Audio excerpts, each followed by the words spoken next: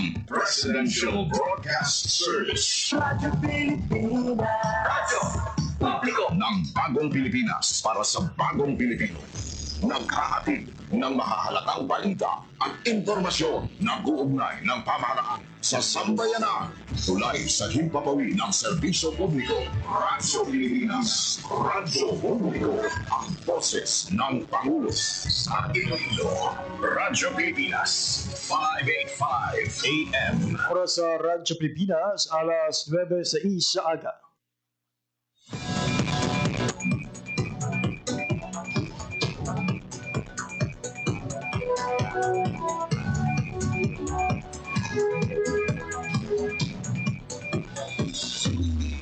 Western Visayas, Panay Island na tinamaan itong island-wide blackout.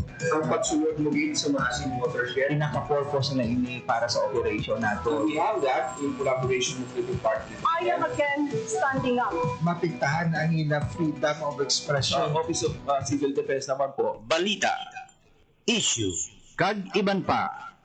Diri sa Radyo Pilipinas. Radyo Publiko.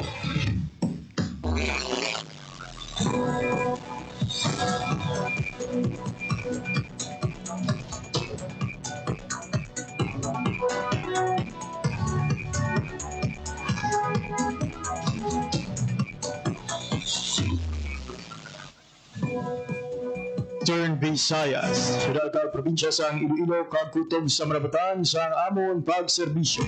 Ikaban nga bahin sang kalibutan nagahatag kami sang katahuran. Maayong aga, good morning sa inyong tanan. Mabiar, welcome sa isamang edisyon sang pagpalagad sa programa Balita Issue kag iban pa. Adlaw kita karon sa Huwebes, Setyembre 4, 2025. Hindi na mabiyan ang 11 sa apatanan ka Huwebes karon nga ikasyam nga bulan sa tuig 2025. Higo po ninyo tugtog alas 9:55 sa bunga aga. Ako ang inyong alagad, JP Hervas. Ang ato nga pagpangalagad mabatid live sa 585 kHz sa lisuan sa inyong radyo. Subong man sa ating official Facebook page ang Radyo Pilipinas Iloilo. Tinatambay natin sa isa ka happy listening ang tanan ng mga kauturan natin, mga subitag panawati all over Western Visayas, provinces sa Baclan, Antique, Capiz, Guimaras, kag Iloilo. Subong man sa atong mga kulturan sa Negros Occidental. Tinatambay naman sa isa ka medayad nga adlaw ang tanan ng mga Filipinos living abroad and overseas Filipino workers na nagaupod sa atong pagpangalagad online. Kita na pagpadugayon pa mga biyan. King oras makukuha kita sa update gikan sa Iloilo City Hall. Sa mabot nga Domingo, formal na nga magasugod mga biyan ang 2025 bar examination. Ibalo naton ang pagpanghanda kag mga dugang nga mga aksyon sa Iloilo City Government pinagi sa live report ni City Hall Beat Reporter Janelle Baclay. Radyo Pilipinas. Radyo Pilipinas. Report. Jen, good morning. Jay, nagapatuman sang pila ka mga road closure ang aton siniyang city government partikular dira sa palibot sang Central Philippine University kasunod sang natalana pagsugod sang bar examination subong iyang bulan sang Setyembre. Mayara sing duha ka mga executive order nga una na ginpapanaog si Mayor Raisa Treñas ining executive order number 058 series of 2025 nga naga-regulate sang ambient noise sa palibot sa testing center sa diin ang Central Philippine University. Amo iya ang mag-akomodar sa aton sining mga bar examinees sa sinina iyang September 7, 10 kag 14. So ginapanawagan sang aton sinisyudad sang Iloilo paagi sa sining gipapanaog nga executive order nga ang mga establishmento, kontraktor kag komunidad mag-cooperate sa pag-maintenar sang katawhay sa palibot sa September 7, 10 kag 14 no. So may komitiba na gintukod na ang sanagigad pa nga mga binulan no. Ining bar examination coordinating committee nga naga-work out nga mapasiguro nga organisado malinong kag epektibo ang pagpatigayon sa 2025 Philippine Bar Examination sa Central Philippine University. So ini nga order, Executive Order number 059, Series of 2025 ang nagtukod sang Bar Examination Coordinating Committee kaga ining Executive Order number 058. Subong man Jake, no, may iga patuman man nga liquor ban, no, sa sina nga mga inadlaw sa sinayang area, no, particular sa palibot sang Central Philippine University. So sa mga motorista naton nga nagalabay sa main gate sa CPO, particular dira sa may area sang San Isidro, so posible na maapektuhan sa maabot yang September 7, 10 kag 14. Tikon may ara ka pa lang sang alternatibo nga mga lagyan, siguro mas maayo nga i-avoid ang paglabay dira, especially kung magsugod na. Pero wala pa kita sang exact schedule gid Jake, no? Ano oras nagaumpisa, pero laban-laban ti ang ginahimo sa ICT team naton na laban-laban mga 2 hours before sang exam, may mga road closure na nga igapatuman sa mga areas, no, tira sa palibot sang CPO J. For last year's experience, yung kung magsila as early as 3 or 4, no, sirado na ang dalan. Kaya may ibang mga bar takers nga nagasulod na nga daan, alas 4 pa lang sang kaagahon. Tendency kung kaisa, mayara man sang mga nagasulod iya sang earlier, pag doon mas tulo temprano sa nasambit yang venue. Kag ang Domingo dyan, medyo okay pa ni, pero sa mga kauturan naton nga nagalabay dira on weekdays, abalantayan dyan ang road closure sa adlaw sa Miyerkules, kaya may ang second day sa bar examination will be on September 10, that's a Wednesday dyan, kaya ginalauman nato na ang dira mas pugok gid ang salakyan. So sigurado gid na iya kay September 10 na Miyerkules, Miyerkules nga adlaw. So kung wala man na ay may klase gid na iya, no, sa aton siniya nga mga iban nga mga bulutuan, wala nang kabalo kung sa CPO kung may ano sila alternative learning mode. So pero sa mga neighboring nga mga bulutuan, siyempre mag-agi ka sa magpadulong ka sa distrito sa Haro, maagi ka sa CPO, tilaban-laban i-utilize gid na ang paggamit sa aton sini nga Senator Benigno Aquino Avenue, Constitution Road, kay ti wala naman nato sa agyan mo, no, so i-reroute gid na sa aton sini nga Iloilo City Traffic at Transportation Management Office ang mga nagalabay dira, particular kon Haro CPO ungka na amo na nga mga ruta ang nagaagi dira, no, pa via lapas, no, nga mga ruta, so isa man na sa mga posible nga maapektuhan. Importante dira nga as early as now napahibalo ang publiko, no, na-remind ang publiko, especially sa sina nga mga petsa, September 7, 10 kag 14, no, ang ining pagapatigayon nun niya nga bar examination Jay. Madaming salamat, Jem, sa imong balita. Amo ni maduro naton nga report para sa Bagong Pilipinas, General Baclay, Radyo Pilipinas, Radyo Publiko. Radyo Pilipinas. Radyo Publiko. Radyo Pilipinas. Dahil abit mga biyan ang latest nga update gikan sa Iloilo City Hall, gindulong sa aton ni Iloilo City Government Beat Reporter Janelle Baclay. Mabiyan sa aton nga pagpanumbalik mangin ka-upod daton sa aton nga pagpakalagan ang film director sa Hasang na ginhingadan nga isa sa mga official entry sa Cinemalaya Shorts 2025. Ang istorya sa Hasang kaupod si Director Daniel de la Cruz pagkatapos lamang isang pila ka pahanumdom. Time to celebrate kulturang Pinoy. Tradisyon, musika, sine, literatura, at iba pa. Anything and everything fun and Filipino. Ito ang Pinoy Kultura. Uso pa ba ang harana? Tanong ng isang OPM song. Alalahanan nga natin itong napakagandang Filipino tradition of courtship through song. Kay lungkot nitong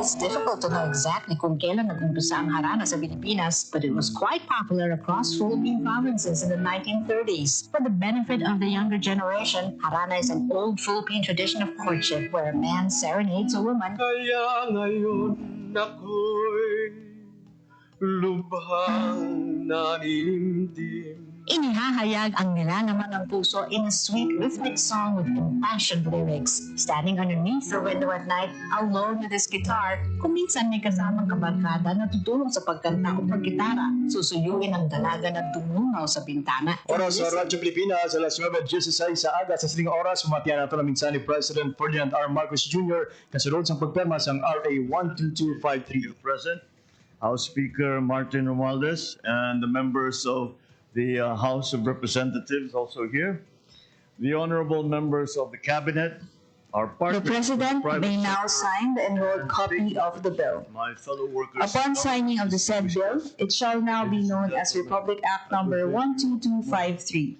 entitled An Act Enhancing the Fiscal Regime for the Large... Minerals is surging. These minerals are needed for to service the new technologies for batteries, solar panels, other vital components of clean energy. Some even call these resources as the building blocks of a green and digital economy. We are blessed because the Philippines is rich in such resources. If the world needs these minerals, then we must make sure that our mining infrastructure is robust and that Filipinos, above all, benefit from it. With the signing of the Enhanced Fiscal Regime for Large-Scale Metallic Mining Act, we are putting into place a system that is fairer, that is clearer, and more responsive to the needs of both our people and the environment. Sa ilalim ng batas nito, mas magiging simple at ang pamamalakad at paggamit sa pondo na mula sa pagmimina. Matitiyak na may bahagi ang pamahalaan sa kita, may tataguyod ang malinaw at tapat na sistema at may bibigay ang seguridad sa mga mamumuhunan. Higit sa lahat, layo natin na palakasin ang proteksyon ng kalikasan at mas makinabang ang mga komunidad na naapektuhan ng pagmimina. This reform mandates mining companies that operate within the government's designated mining sites to pay a royalty of 5% of their gross output. Those operating outside mineral reservations, on the other hand, will be subject to a margin-based royalty on income from metallic mining operations. It also imposes additional taxes when a company's profit margin exceeds 30%, ensuring that the government receives its fair share from the extra profit and that the benefits will ripple into the lives of ordinary Filipinos. When collecting taxes, each mining contractor is recognized as a separate taxable entity. This prevents the consolidation of income and expenses of all mining projects by the same taxpayer. Gone are the days when a mining contractor can bury its profits beneath the weight of losses. No longer can we use the one project's failure to conceal another project's success. Transparency is now the rule. Accountability, our standard. And fairness, the measure by which we move forward. In light of this, the Bureau of Internal Revenue and the Bureau of Customs will examine and audit all sales and exports of the minerals and inspect mining company records in coordination with the Mines and Geosciences Bureau. In addition to the allotted national revenue collections, local government units will now receive 40% of the gross collections from excise taxes on mineral products, royalties, and other taxes or fees. This ensures that the communities who bear the brunt of mines will also experience their benefits. Meanwhile, 10% from royalties from government-designated mining sites will go to the Mines and Geosciences Bureau and the Metals Industry Research and Development Center. This is done to guarantee that part of the revenues is reinvested in exploration, in research, above all, environmental protection and sustainable practices. So, ladies and gentlemen, with this law, we send a very clear and powerful message. Progress shall never come at the cost of our people, nor our planet. Minerals are finite. Once extracted, they're gone forever. But if we use them wisely, tax them fairly, protect our environment as we mine, and ensure that revenues return to the people, then their value will outlive all of us. To our legislators and stakeholders who collaborated to pass this measure, thank you. Through this law, you are bringing us a step closer to the development of downstream industries and manufacturing of essential products, which brings us greater value. So together, let's build a mining industry that is a transparent and accountable and sustainable industry. One where our communities are empowered, our environment preserved, and our people are the ultimate beneficiaries of this progress. Maraming salamat. Mabuhay ang sambayan ng Pilipino. Magandang umaga po sa inyo. Thank you, Mr. There you have it, mga biyan. Ang hingin Senate President Ferdinand R. Marcos Jr. kaduwan sa iya sa nga pagperma sa Republic Act No. 12253 o ang Enhanced Fiscal Regime for Large-Scale Metallic Mining Act sa isa ka ceremony sa Kalayaan Hall sa Malacanang. Ang ining lahi mga biyan nag-consolidate sa provisions ng House Bill No. 8937 kag Senate Bill No. 2826 katuwaan siniga mapahapos kag ma-rationalize ang fiscal regime para sa large-scale metallic mining. Kabaga pasiguro sa equitable shares ang mining revenues sa mga government o kung sa aton siniga gobyerno samtang gipabilin ang prinsipyo sa transparency, accountability kag good governance sa mining industry. Nakip sa mga salient features sa sining lahi ang pag-impose ang 5-year margin-based royalty kag rates ranging from 1% to 5% sa income halin sa metallic mining operations sagwa sa mineral reservations kag sa minimum royalty rate of 0.1% on gross output para sa mines below the margin threshold. Ginpakilala man diri ang 5-year margin-based windfall profits tax at rates ranging from 1 to 10% sa income halin sa mga metallic mining operation.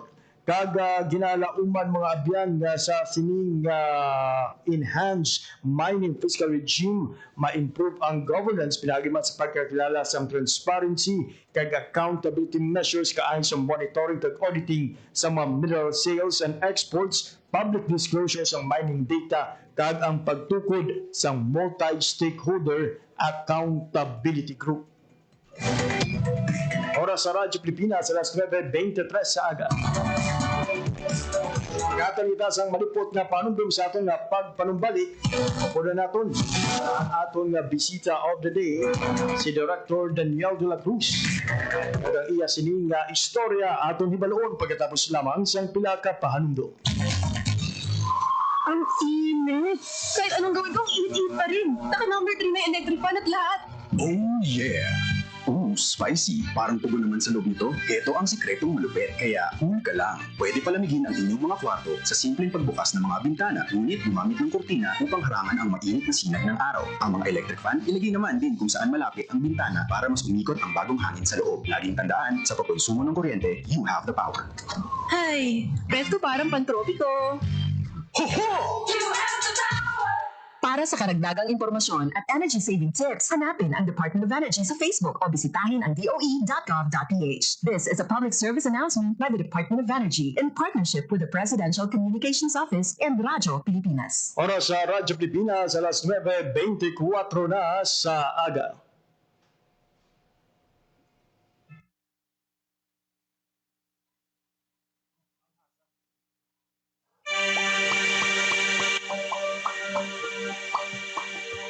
Ikaw lang. Ano gusto mo mangin?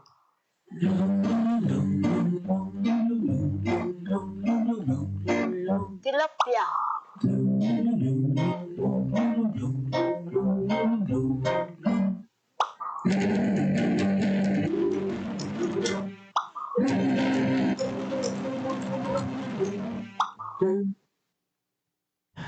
Alright mga biyan, ang aton nga bisita sa buong adlaw ang may kangtanan sa video nga inyo sining nasaksihan. Siya ang direktor sa Hasang nga isa sa mga ginhingadlan nga pulo ka official entry sa karon nga Sinimalaya Shorts. Ang ining Pelis Indies ang hiwaton mga biyan sa Metro Manila kag hibalo naton ang istorya sang ila sining pelikula. Kaupod naton sa Zoom ang aton nga bisita of the day, si Director Daniel de la Cruz. Direct, good morning. Good morning, JP, and good morning man sa tanan naton nga kapamati, no? Kag nagalantaw sa aton sa Facebook Live. For mo sa Sir Daniel, no, ang imo sining reaksyon no, sang ginhingadlan ang inyo sining pelikula bilang isa sa mga official entry sang Cinemalaya Shorts 2025. Grabe gid Sir JP yung happiness, and it's really unexpected. This film was made by mostly mga kabataan, mga barkada, mga estudyante, and to be able to be part of the largest independent film festival in the country means the world to all of us. Actually, Sir JP, we started doing films in 2019, and antes pa kami nagugubra sa mga short films, kilala na namo na ang Cinemalaya because nagalibot na sa pungsod showing sa ilang mga pelikula, and it's like a distant dream. So kapag pagbaton ko sa confirmation yung finalist kami, and we're just one of the 10 finalists in the entire country, syempre nag-hibi man kita sa JP. Justified with ang tanan nga luwa. Imagine ba na, no? From a simple film coming from the province of Iloilo, from the island of Panay, subong masaksihan na sang bilog nga Pilipinas. Sir, direct, no, ang istorya sang Hasang, can you share with us? Ano bala ang inyo sining nga pelikula? It's really kind of unserious, pero I hope that it will work, no. Ang istorya ni Hasang is nahangunod ni kay Bonnie. Bonnie is coming of age nga nga soltero. Siya sang iya nga pamilya nga siya magbantay sa iya nga lola one summer. So, ang ilan, ini nga community, Sir JP, nagapati sila nga once kung mapatay ka or kung madula ka sa kalibutan, nag-turn ka into an animal kag nagabalik sa aton nga nature, sa aton nga environment. Dito nakita ni Bonnie nga si Lola, since nagaedad na kag may sakit, nagamat-amat siya turn into tilapia. Sa unang handong ni Lola, siling niya, kung madula man ako sa kalibutan, gusto ko mangin isa ka tilapia. Kaya ibalik ko no siya sa aton niya kasubaan, sa rivers. Tungod, rigto man ko no ang iya nga nagtaliwan niya bana. Tilapia man ko no. So, amo na kasimple yung handom sa iya nga lola. So, si Bonnie, bisa niya mabudlay sa iya nga parte, bisa mabudlay sa iya mag-let go, mabudlay batunon, nga nagamat-amat na dulang iya nga lola, ginhimo iyang ang tanan para tudluan ang iya nga lola kung paano mangin isa ka tilapia. So di na naton makita mapadalman pag itang istorya sa sang Hasang kag ang transformation ni Lola into a tilapia. Grabe no makabibili ang synopsis pa lang sa imo sining nga pelikula dumakrokadlaw pa na no from Ilola turning to a tilapia. Rason ko nga aging kabaga Hasang ang ining nga pelikula. May ano ang inspirasyon sa likod sang sining konsepto kun istorya directed niya. Sir JP, amo na gani nga nabudayan ko kung kaisa maghambal nga this is a personal story tungod kay it's really odd, it's weird, weirdo siya kag do unusual siya, pero actually Sir JP, this is really a personal story, but I just chose not to tell it in a conventional manner. Nagdako ako sa bukid sa uma kag ang aton nga kasubaan, malapit kami sa suba. Apang Sir JP, subong makita natin nga nagbag-o na ang aton nga kalibutan, nagamat-amat na kalbo ang kabukiran, nadula naman ang aton kasubaan. So, amoy na ang ako nag-inspirasyon sa pag-istorya sa Hasang. Ano pa ang balikan naton kung kita magtaliwan kung wala na kita sang balikan nga kalikasan? So, amoy na ang palamangkutanon nga nagtatak sa akong paminsaron pag siling ko, magpagpangita ako sa paagi to tell this story. Hindi siya bala preachy. Kasi syempre usually when we are discussing environmental deterioration, climate change, ang problema sa aton nga pungsod, we are tend to become preachy. Ang mga Pinoy, ang mga tao, wala na nagapamati sa aton because they don't really wanted to be taught. You know, it's a common Filipino thing. So siling ko, maybe there's a gray space kung sa diin nga they will get entertained but at the end of the story, they will get something really, really important. And dira nag-umpisa ang hasang. Pero klaroho na to na direct ang lola mo ya wala nag-turn into tilapia kay the personal story. Wala, Sir JP. But can you share with us, looking back lang sa inyo sa nga journey, antes na humanang ini nga pelikula, asang saan ogin iniging suguran, kag ano kalawig, kag ano kabudlay man ang inyong inagyan, para nga makakam up sa inyong matahong nga pelikula. Nag-umpisa Sir JP ang pag-obra sang short film namon last April. So April lang sa tuig because we joined the Bantayan Film Festival. It is an annual competition diri sa Gimbal, Iloilo. Parte kami sa Gimbal iFilm Society. So di na kami nag-umpisa himo sang sininga sintas, sininga short film. Amo na angging himo, angging gamit man also to compete for Cinemalaya. Pero ang pag-obra namon Sir JP, it took us a month para matapos ang production and another month for the pre-production. So probably 2 months angging hatag namon diri nga tiyempo, though hindi man adlaw-adlaw, but in the span of 2 months ginaamat-amat namon tapos ang pelikula. Ang mabudlay diri Sir JP is kung paano namon ma-turn ang konsepto into a film because mabudlay siya as a director to explain sa ako yung mga artista ang matabo because hindi man sila batikan yung mga artista namon. For example, ang lola lang man sa production team namon. Ang nanay, barkada ko. Ang main character is estudyante from West Visayas State University. Kag kakilala ko man, abiyan ko man. So wala kami sa professional nga artista diri and kadalong sang ginagyan pa namon para paano ko i-explicar para kung anong himuon, kung anong konsepto. Kay base hindi nila makuha kung ano ideal namon nga gina-aim namon nga pelikula. Pero sa sige-sige man dala sa JP namon nga pag-istoryahanay, sa sige-sige man namon nga paghatag sa pagbatuhanay sang idea kay syempre everyone has has a fair chance to contribute sa pelikula. Mas nakilala namon kung ano ang gusto namon nga ipakita sa audience. Doon mo lang ang pinakabudlay kay when it comes to man Sir JP sa budget, supportado kami sang local government unit. We are supported also by the province.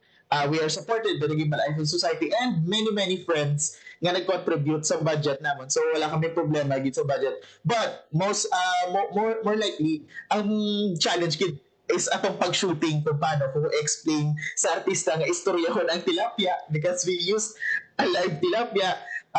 Paano si Lola maghulag na daw tilapia because gani sa pelikula niya tudloan siya sang iya-apo paano maging tilapia. But in the process we also enjoyed it. Pero may mga gaway lang may mga reshoot lang, delay, kasi syempre mabudlay man sa nailang ang part. Kag mabudlay man sa part sa production, kung paano naman ni himuon. Very Ilonggo, ganini gali nga pelikula from the cast to the crew, lunsay, mga Ilonggo, even ang inyo sining nga area kung saan gin-shoot ang ining nga pelikula diri mismo sa Iloilo. Direct prior to this, mimino ano nakadamo ang pelikula nga imo sining gin-direct kag ano ang mga kadalagan na so far ang imo sining nga nalabot. Sir JP, probably we were able to make 10 films or more than that siguro. And siguro mahambal ko lang nga biggest milestones sang grupo so far is when we won Nagawad Alternatibo by the Cultural Center of the Philippines last 2023. It was ang bestida ni Ana sa Matanga Pula. It was naman a film talking about the USAEC or the online sexual exploitation among children. So, medyo madalong pag ito nga pelikula, but we were able to win that award. Recently also, we won Montañosa Film Festival. It is a festival in Baguio City where we competed along with hundreds of short film festival in the entire country. We won with the film Ang Gadya sang Suba or The River Monster. It is in line naman with our cultural belief, ang ginapatihan natin bala nga mga tamawo, mga guardians sang atong nga rivers, guardians sang atong nga kabukiran. that discusses kung ano ka importante nga mentiondihan naton nga ang kontra naton is ang kaugalingon nga monster sa ato nga mga palibot, which is the greed, rather than to be scared of the environmental spirits that just living in our forest. So far, Sir JP, sa pulo ka to, madamo man kami sa madamo man ini nadagaan sa Bantayan Film Festival because di lagi kami nag-umpisa. But yeah, these two recent film festival nga nadagaan namon, and we are still competing for the Sinag Maynila. So dili subong na nga September ang Sinag Maynila pagahiwaton man sa Manila, and will be showing in various cinemas in Metro Manila. I see. Direct, no, ang ining entry ninyo, Hasang, is part of the Cinemalaya Shorts. But sa yung short film ng ini, ano kalawig ang pelikula? Kag ano ang lingwahe, by the way, sang siniiya pelikula, Direct? Nagalawig ang pelikula namon to 15 minutes because naman na usually ang kalawigon sa mga short films. Ang ginagamit naman ng lingwahe was Hiligaynon. Sa tanan nga pelikula, Hiligaynon ang ginagamit namon umpisa pa sa 2019. And super proud gid nga mabatian sa mga taga Maynila ang Hiligaynon language kag kung ano katahom sa ato nga lingwahe sa rehiyon. But for none Hiligaynon speaker, may ara kita subtitle para maintindihan nila ang ini nga pelikula. May ara kita sa English and Filipino subtitle agud nga maintindihan nila ang aton nga material. Direct na mention mo kaina sa imong mga sabat ang kaimportansya sang bulig sang LGU Gimbal sang probinsya sang Iloilo pinagi sa inyo sining festival. Ano ka importante nga may ara kita sang suporta gikan sa local government unit? Yes, Sir JP, diri sa rehiyon or diri sa Iloilo, wala kita sang film industry. Pero damo-damo kita sang film communities, which means nga wala kita sang budget nga pagkakuhaan kung kaugalingon lang nato ng atong saligan. So importante gid nga ara ang mga local government units naton nga nagabulig agud nga mahatagan sa oportunidad ang aton nga mga filmmakers. Kung wala man also ang aton nga LGU kag aton nga mga leaders nga nagahatag sang ilo suporta, wala makita ka-establishar sa Gimbal Eye Film Society. Nga ko sa diin nga damo-damo sa mga filmmakers ang nga nagahandom anangin parte kag tadayon nga nagasugilanon. So dako gid nga bulig ang ato nga LGU tungod hindi lang ini sa pagsuporta sa paghimo sa pelikula, but also naghatag man ini sang suporta sa pag-train, sa pag-mentor, kag as well as sa paghatag sang access sa ato nga mga filmmakers towards the equipment, Sir JP. Kaya mo ginang nabudayan ginang ato nga regional filmmakers, mga filmmakers sa probinsya magpangita sang ila equipment. Kag mahal ang equipment sa paghimo sa pelikula. So dako gid nga mabahin, dako gid nga bulig ang local government unit naton sa mga filmmakers, local filmmakers. Ay si balik nila sa inyo sa Gimbal, may ara ka mo yung equipment, kung pwede hulamon sa halin sa local government unit, Direct. Ang local government unit na mo nag-provide sila sa financial support sa ato nga mga filmmakers, kundi makapangita kita sang sang pwede naton rentahan, pwede man naton hulaman. Ang Gimbal Eye Film Society may araman equipment, no?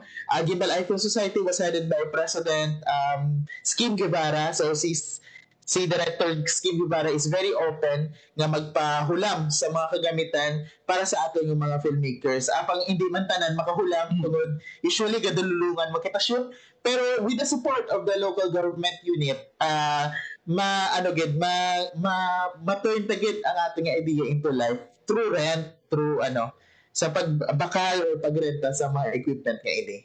Kabay ang inyong bayanihan system for the film industry dira sa Banwa sa Gimbal, ang pamarisan man sa iban pa nga mga lokal na panguluhan, kay for sure madamo sa mga madagday nga istorya hindi lang sa Gimbal kundi sa iban pa nga mga kabanwahanan naton sa probinsya sang Iloilo.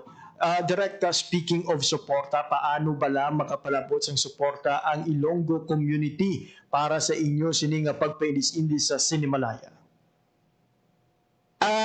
Kung tanay may mga Ilonggo communities kita nga maglantaw gid magtambong sa Cinemalaya because this year is really special. Ang ating pelikula will be shown in more than 12 cinemas hindi lang sa Shangri-La but in various venues pa.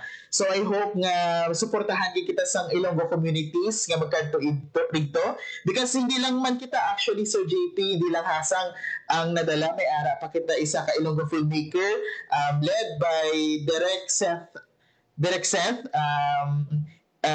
from Igbaras, Iloilo. So importante gid nga maglagaw kita, magtambong kag magsuporta kag hatagan gid naton sang sang espasyo ang Ilonggo short film sa Cinemalaya tungod aton gid initanan. Ayun, we are referring nga sa entry ni Direct Seth Andrew Blanca nga isa man ka coming from Igbaras.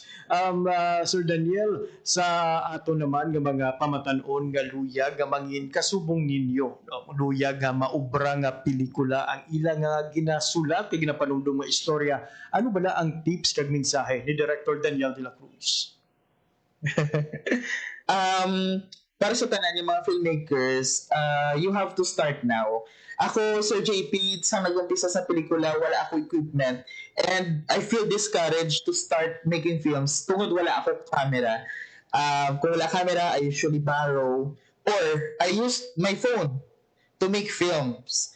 So, for me, it doesn't really matter kung ano ang ginagamit natong equipment. Though, makahatagid siya sang value sa quality sang atong ginapagawa apang wala na dire nagkatapos ang paghimo sang pelikula. Ang importante may ara ka sang handom, may ara ka sang sugilanon nga gusto ipalabot sa aton nga sa ating komunidad. So just start doing it despite of the limited resources that you may have because you will along the way you will find also your voice. Hindi lang ina sa quality or sa kalidad sang pelikula ang ginapagawa naton, kundi it really matters kung ano ang ginaistorya naton kag kung sino kita bilang mga kwentista. So tani hindi ka mo mag-discourage, kag tani hindi ka mo magkahadlok nga mag-try, mag-umpisa. Direct sa mga Ilonggo naman nga ari diri sa aton sini nga probinsya kag syudad, interesado nga makit-an ang imo sini nga mga obra maestra. Paano bala masaksihan ang ining hasang may ara bala ka mga plano nga i-produce or ipapagaon man ini diri sa syudad sang Iloilo? We have future plans on the screening of Hasang in Iloilo pero perhaps it is after pa sang Cinemalaya. But instead, I invite every Ilonggo to come in Manila, in Metro Manila, or may mga Ilonggo makita nga makabiyanan dira sa Manila, no? To watch Hasang this coming October 3 to 12, 2025 at the Red Carpet Cinema of Shangri-La. Na-mention mo kayo na direct, no? Aside from the Shangri-La, may ara pagit iban nga venue. Paano makasecure sang ticket para sa siniiyang screening direct? So far, Sir JP, wala pa nakahatag sa information ang Cinemalaya Institute sa aton. Wala pa kita sa instruction how to avail the tickets. But we have to follow the Cinemalaya Facebook page para sa mga updates nila. Tungod i-announce nila ang ticket selling and also the schedule of the films, both full-length films and short films for this year's edition. Ayun. Lastly, direct, no? Before we end, may mga luyag ka bala pasalamatan kay for sure you are not journey. I really wanted to express this heartfelt gratitude sa JP sa grupo. Kaya ang production team, the Daring Dreamers Create Films, Kamakong Production, we're all made up of my friends, of my barkada. So I really wanted to thank them despite of how hard it is to make films kasi syempre wala man na sila background sa filmmaking. Ako man, wala man ko background sa filmmaking because I am a broadcasting graduate. But we find common grounds. Despite of differences, we find common grounds and that is to tell stories. So thank you again sa pagsalig sa atong konsepto, sa pagsalig sa istorya. Nagapasalamat man ako Direk JP sa Gimbal Eye Film Society ko sa diin nag-umpisa ang akon handom sa paghimo sa pelikula. When it comes to filmmaking diri sa probinsya, sa rehiyon, it feels like a distant dream hamba ko gani because cinema is a luxury. Bilang ako nga taga-uma, it is a luxury. Wala kita access always sa cinema. But with the Gimbal Eye Film Society, gimbridge nila ang filmmaking sa aton yung mga normal citizens, sa aton mga pumuluyo, just like me, and where my spark of filmmaking actually started. So, nagpasalamat kita ko sa Gimbal Eye Film Society headed by the President, Skim Guevara. It was also founded by Honorable Richard Garin. So, magiging salamat sa tanan nga nagabulig agod nga padayon nga buhion ang atong pagpelikula. Salamat man also sa amon yung mga pamilya. Hindi lang akong pamilya, mga pamilya na Sir JP, because kung mag-shooting kami kung kaisa, kag wala kami sa pagkaon, ang mga nanay sa production team, sila ang nag-offer nga magraha para sa amon, sila nag-offer nga magtulog sa amon, kis aga ni Sir JP, sila pang nag-offer kung pwede sila maging artista. So, madaming nga salamat, no? Kaya nagalulupot kita community. Filmmaking for us is a community. No? It is a collective effort. And sometimes I feel guilty because I feel like I represented myself, but I hope na there will also opportunities to share how collective we are as a team. So thank you so much sa tanan nga nagabulig sa nabuhion ang ato nga Ilonggo Cinema. Though wala pa kita sa film industry sa Iloilo, pero kabay pa in the near future amat-amat naton ina-establish. Kanami bumatian sa inyo sining bayanihan kag pagdingog tersa para sa isa ka handong mga produce sa mga tumalagsahon kag mga makabuluhan nga mga pelikula. Sir Daniel de la Cruz, for your time information, we look forward gid sa success nga inyo sining nga malabot kaangay sang tumandok nga biggest winner naton sang Cinemalaya 2024. We look forward gid nga madlabot nyo man ang kadalagan sa buong tuig. For your works and words para sa bayan, salamat kag padayon. There you have it, si Direct Daniel de la Cruz, ang aton sining bisita of the day, ang direktor sang Hasang, isa sa mga official entry para sa Cinemalaya Shorts 2025. So sa aton sining mga Ilonggo community nga yara subong sa Manila at sa mga kaingod ng mga syudad sa Metro Manila, we pray gid no nga maging available kamo para tanaw ka magsuporta sa aton sining nga mga entries gikan sa Iloilo. Also joining the short list sa mga finalists ang Cinemalaya 21 for the shorts category ang Kung Tugnaw ang Kaidalman sang Labud. Naging direct naman ni Seth Andrew Blanca. Kanami kay sa Gimbal mga biyan, suportado nila ang mga filmmakers ang ila sining nga banon. And we pray gid nga ang ining bayanihan, ang ining pagtingog versa ang mabatsyagan man sa iban nga mga local government units diri sa syudad sang Iloilo kag sa iban pa nga kabanwahanan sa probinsya sang Iloilo.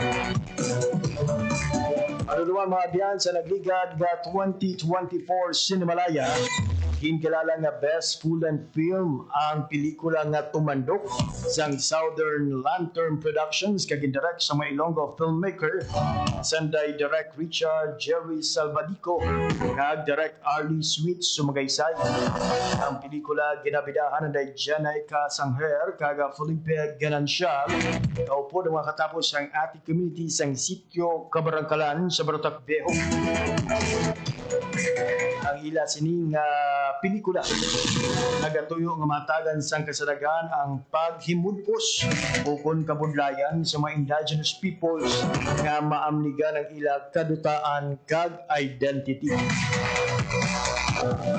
So again mga biyan, let's pray for the success of our official entries coming from Iloilo Province, ang Hasang at ang pelikula ni Director Seth Andrew Blanca. Oras sa Radyo Pilipinas, alas 9:50 sa aga, mga biyan subong adlaw, pag-buksan ng Civil Service Commission ang Government Job Fair sa SM City, Iloilo. Sobra 180 ka trabaho ginatanyag sa nuraytuhan nga ahensya sa gobyerno kay sa BJMP, BIR, NAPOCOM, PNP, DOST, DTI, Iloilo Provincial Government, DepEd Iloilo City, kag iban pang mga ahensya sa gobyerno bilang kabahin sa ika-125 nga selebrasyon sa Philippine Civil Service Anniversary. Mga nagahandom nga mangin isa ka government employee magpadulong lang sa SM City Iloilo Activity Center from September 4 until September 5. Kalang inyo sa inyong mga resume, biodata, so bumalang inyo sa inyong certificate of eligibility kung may ara. Kung may ara pa mo sa ibang pang mga dokumento nga mahimo mapakita para papagulo lang inyo sa inyong tsansa nga ma-employ sa gobyerno. Ang ining aktibidad mga biyan wala sang registration o pre-registration. Pas ini para sa tanan, including sa aton sining mga persons with disability and members of the indigenous community regardless mga biyan sa inyo sining sexual orientation o gender identity. Alas 9:51 sa aga, gusto kong taman nga magpalawig pa ka maghatag isang dugang nga mga balita. Unfortunately, wala kita sa oras na nabilin sa atong sining nga pagpakalagan. Diri na gilamang ko tumatong edisyon sa mga adlaw sang Huwebes, Setyembre 4, tuig 2025. Madamog nga salamat sa tanan nga nagupod sa atong edisyon subong Huwebes nga adlaw.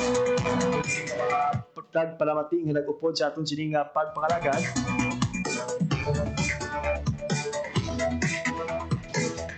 Thank you so much sa mga filmmakers and at the same time, mga pumuluyo sang Gimbal Iloilo. Maayong agagid sa inyong tanan. Ginataman naton si Ma'am Aicha Chris Tanyate Ilagan kag si Sir Sherwin Marco Weya na nag-upod sa aton sini nga pagpangalagan. Subong man ang mga katapo sang Daring Dreamers Create Films kag sanday Sir Jeff Brian Canya, Carlo Garganera, Bia Anica Celerio, Francis Natalie Bravista, Denise Torreciante, Charlie Aficionado, Josimar Chonce Taledo, Jean and Sir Elmer Gato. Kag sa iban pa nga nagupod sa atong sining episode, madamo gid nga sila. Sa ngalan ginamang sa akong mga katuwang teknikal, Mr. Alan Defante sa studio, kay Mr. John Magallanes sa transmitter, ako naman ang inyo namin alagan. Para sa Bagong Pilipinas, JP Hervas, Radyo Pilipinas, Radyo Publiko. Balita, issue, kag iban pa. Diri sa Radyo Pilipinas, Radyo Publiko, Radyo Pilipinas. Ang inyong tulay sa himpapawid ng serbisyo publiko, ang Presidential Broadcast Service, Radyo Pilipinas, Radyo Publiko. Radyo Pilipinas, Radyo Publiko.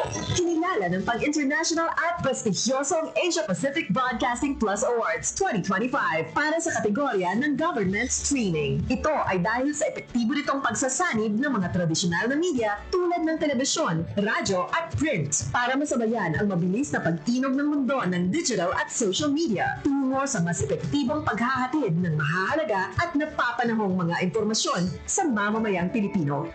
Kinilala rin ang Radyo Pilipinas dahil sa patuloy na pag-akyat ng rating. Ngayon ay matatag sa pang-4 na pwesto sa Mega Manila ayon sa pinakahuling Nielsen Radio Audience Measurement Survey.